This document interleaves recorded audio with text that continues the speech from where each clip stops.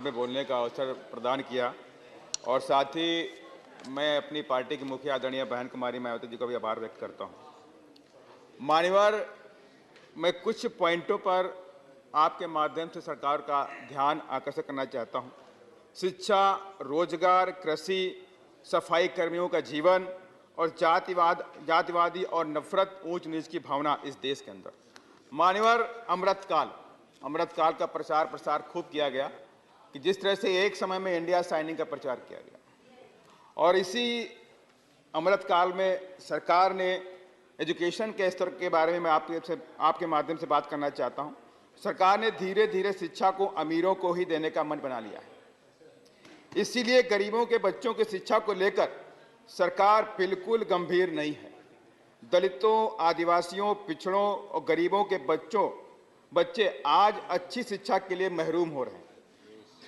यही नहीं मान्यवर, कई सारे प्रदेशों में, चाहे मध्य प्रदेश हो, चाहे हरियाणा हो, चाहे उत्तर प्रदेश हो, कई सारे प्रदेशों में सरकारी स्कूलों को धीरे धीरे बंद किया जा रहा है। यही नहीं, जो SC ST के बच्चे पढ़ाई करते थे, उन्हें वजीफा या स्कॉलरशिप मिल रही थी, वो वजीफा धीमे धीमे बंद कर दी गई। 2003 में उत्तर प्रदेश में फ्री एडमिशन की व्यवस्था की गई। माननीय बहन जी, उस वक्त माननीय बहन जी मुख्यमंत्री थी। 2003 में कहा कि SC ST के जो गरीब छात्र होते हैं, इनको फ्री में एडमिशन मिलना चाहिए हायर एजुकेशन के लिए। वो व्यवस्था सरकार ने बंद कर दी उत्तर प्रदेश में, जिसकी वजह से हजारों की संख्या में दलित और आदिवासी बच्चों का भविष्य खत्म हो गया, उनकी पढ़ाई खत्म हो गई। और यही नहीं, शिक्षा के स्तर को लेकर सरकार कितना गंभीर है, मैं उसके बारे में एक बानगी दे रहा हूं। 58,099 टीचिंग और नॉन टीचिंग की पोस्टें खाली पड़ी, माने कि नवोदय के अंदर, केंद्रीय विद्यालय के अंदर और हायर एजुकेशन के अंदर 58,099 नॉन टीचिंग और टीचिंग की पोस्टें खाली पड़ी हैं। इसमें यूनिवर्सिटी भी आती हैं, IIM जैसे इंस्टीट्यूट भी आते हैं। तो मान्यवर, दूसरी बात मैं करना चाहता हूं कृषि के बारे में। सरकार ने कहा था हम किसानों की आय दोगुना करना चाहते हैं। जो किसान पूरे देश का पेट भरता है, वही आज किसान पूरी तरह बेहाल हो चुका है। आज अपने परिवार का पेट पालने के लिए उसे मजदूरी करनी पड़ती है। खाद, बीज, दवाइयां, डीजल, ये सारी इतनी महंगी हो गई कि किसानों की कमर टूट रही है। आज बढ़ते पोल्यूशन और क्लाइमेट चेंज की वजह से किसानों की फसल पेस्टिसाइड, इंसेक्टिसाइड, हर्बिसाइड, फंगिसाइड के बिना संभव नहीं है। लेकिन ये सारी दवाइयां इतनी महंगी हो गई कि उनको खरीदना उनके लिए संभव नहीं हो रहा। उसके बाद भी 18% का GST उसके ऊपर लगा दिया गया है मान्यवर।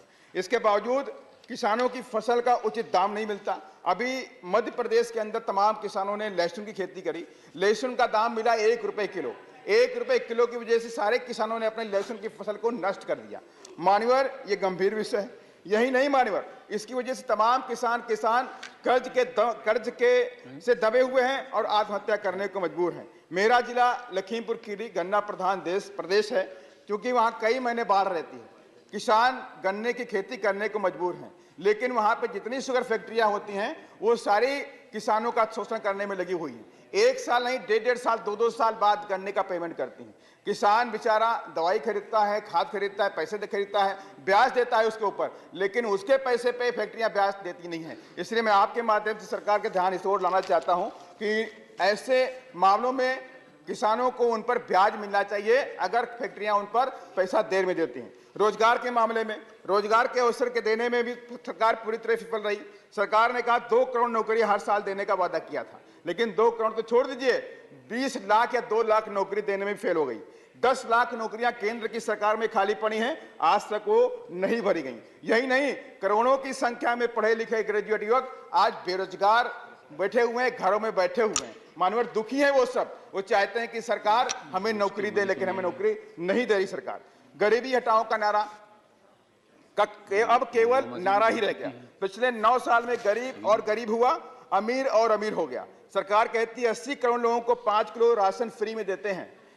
यह आपकी उपलब्धि नहीं है। आपकी उपलब्धि तब होती जब 80 करोड़ की आवाम आपके 5 किलो राशन पर निर्भर नहीं होती। आप इनको मजबूत बनाते, उनको एजुकेशन के स्तर को बढ़ाते, आप उनको रोजगार देते, लेकिन इस पर आपका कोई ध्यान मान्यवर नहीं है। वहीं मैं जातिवादी और नफरत, ऊंच नीच की भावना के बारे में बात करना चाहता हूं। सरकार के अमृतकाल में दलितों, आदिवासियों और मुस्लिमों पर अत्याचार और जुल्म जाति बढ़ी है।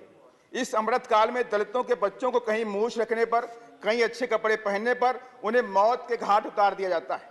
कहीं पानी के मटके को छू लेने पर मात्र छात्र को इतनी पिटाई होती है कि जिससे उसकी बाद में मौत हो जाती है। इसी अमृतकाल में दलितों के बच्चों को घोड़ी पर बैठने का अधिकार नहीं है। इसी अमृतकाल में मध्य प्रदेश में दलितों के बच्चों को स्कूल में रोटी फेंक कर दी जाती है। इसी अमृतकाल में मध्य प्रदेश के सिवनी में आदिवासियों को रात में घर से खींच करके पीट के मार दिया गया। इसी मध्य प्रदेश के अंदर आदिवासियों के बच्चों को ट्रक में बांध के खींच के मारा गया। मान्यवर, ये सारी बातें मैं आपके माध्यम से कहना चाहता हूं। मैं आज लास्ट में बात को अपनी खत्म करने से पहले सफाई के बारे में बात करना चाहता हूं। जैव विज्ञान की बात करते हैं, डिजिटल इंडिया की बात करते हैं, कंप्यूटराइज टेक्नोलॉजी की बात हम करते हैं, लेकिन मान्यवर ये सारी की सारी बातें तब बेमानी लगती हैं जब सफाई कर्मी मजबूरी में उस गटर के अंदर, सीवर लाइन के अंदर बिना सेफ्टी इक्विपमेंट के उतरता है और उसकी मौत हो जाती है।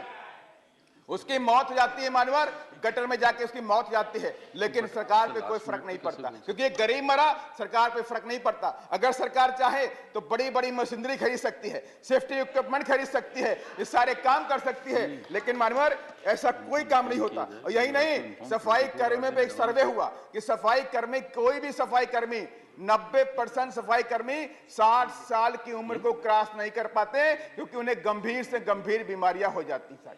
मान्यवर, मैं आपके माध्यम से सरकार का ध्यान इस ओर लाना चाहता हूं कि इनके लिए मशीनरी और नई टेक्नोलॉजी का इस्तेमाल किया जाए। मान्यवर, और साथ ही मान्यवर, मैं लास्ट में अपनी पॉइंट में दो बातें सरकार से मांग करता हूं आपके माध्यम से कि मान्यवर, सरकारी उपक्रमों को बेच करके डिसइन्वेस्टमेंट के जरिए प्राइवेट हाथों में दिया जा रहा है, लेकिन इस देश के अंदर सामाजिक न्याय की अभी भी पूरी देने की आवश्यकता है। तो इसके लिए मान्यवर, प्राइवेट सेक्टर में भी दलितों, पिछड़ों और आदिवासियों के बच्चों को रिजर्वेशन की व्यवस्था की जाए। प्राइवेट सेक्टर में रिजर्वेशन का बिल लाया जाए, और साथ ही मान्यवर, गरीबों के बच्चे, दलित और आदिवासियों के बच्चों को फ्री में हायर एजुकेशन के लिए एडमिशन दिया जाए, ताकि बच्चे उनके पढ़ लिख करके इंजीनियर, डॉक्टर, IAS, IPS बन सके। मान्यवर, और साथ ही मान्यवर, प्रमोशन में रिजर्वेशन एक गंभीर मुद्दा है।